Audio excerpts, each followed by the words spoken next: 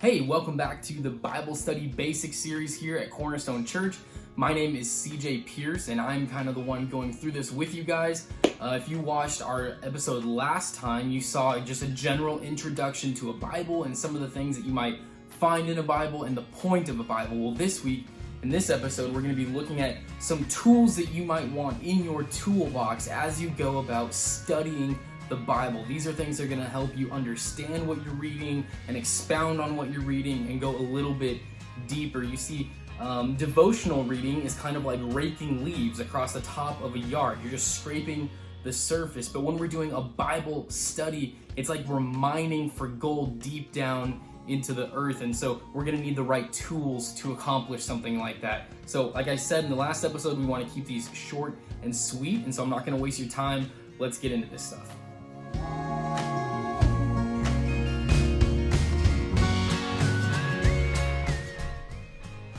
Alright, so the first tool that I want to recommend to you guys, or anyone who's getting ready to start doing a serious Bible study, is a concordance. Now this is the new Strong's exhaustive concordance of the Bible, but most concordances that you are able to get your hands on will be fine. This one is gigantic, and you don't necessarily need one this big. Now, the point of a concordance is that it has all of the words, or most of the words, that you'll find in your Bible in alphabetical order. So if you're ever like, oh, I wonder if this word is in the Bible, you can come here, find it, look for it in alphabetical order, and see if it's there. Now let's say you wanted to know if the word unicorns was in the Bible. Well, in some translations it is there. And so if you wanted to find the word unicorns, you would come here, and it'll show you all the verses on the side here where you can find that in the Bible. You can find the word unite, united, unity, and so on in alphabetical order. So that is what a concordance is for. Let's say you're wanting to do a in-depth word study on something. This is a very handy tool.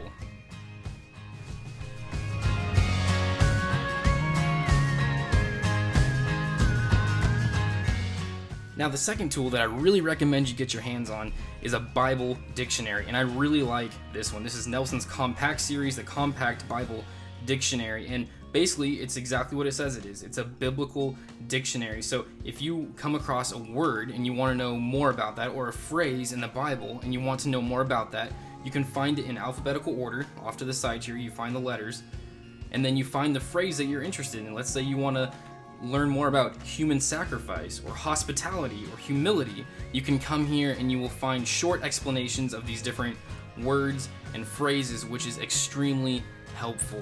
This is a great little tool to have in your Bible study kit, a Bible dictionary.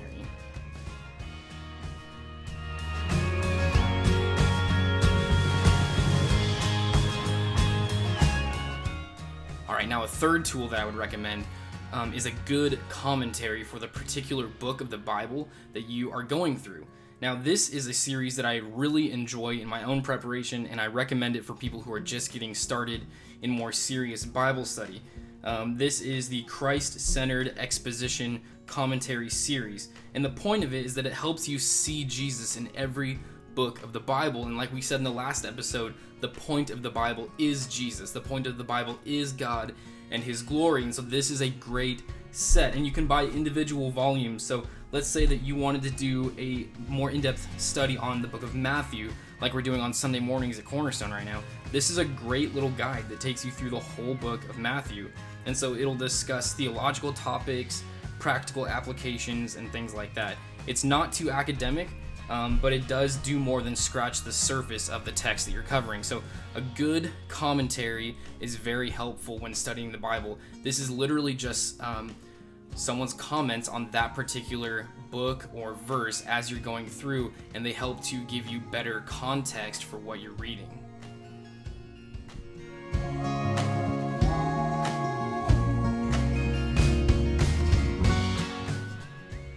Now, we talked about an introduction to the Bible quite a bit in the last episode, but really I wanted to focus on a study Bible a little bit in this episode. So something that would put most of the tools together that we've talked about so far into one thing, into one book, is the ESV Study Bible. I honestly don't know of a better study Bible at this time. I use it extensively in my own studies and sermon preparation. I know Pastor Brian uses his all the time.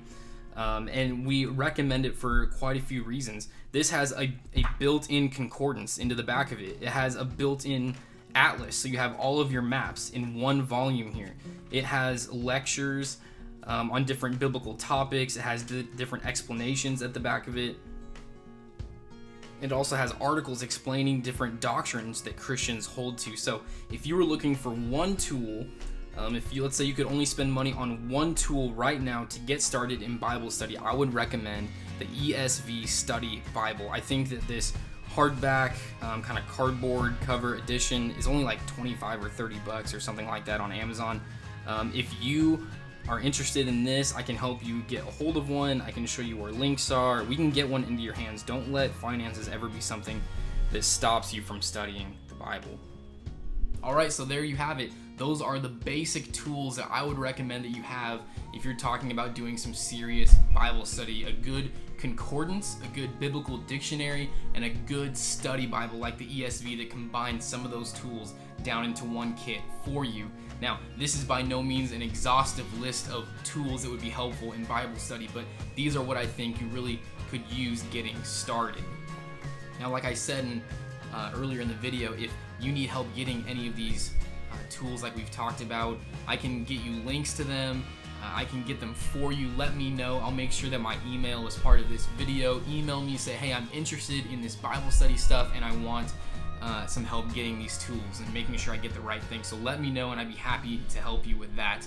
Also, if you have any other ideas for episodes of Bible Study Basics, or you have questions that you want answered, let me know and I will do my best to get those answered. Next episode is going to be really exciting because now that we've done an introduction to the Bible itself, now that we've talked about some tools that would be really helpful in Bible study, I want to talk about why Christians study the Bible, why it's worth doing, and why we see it as so important. So tune in for episode 3 of Bible Study Basics, and we'll see you then.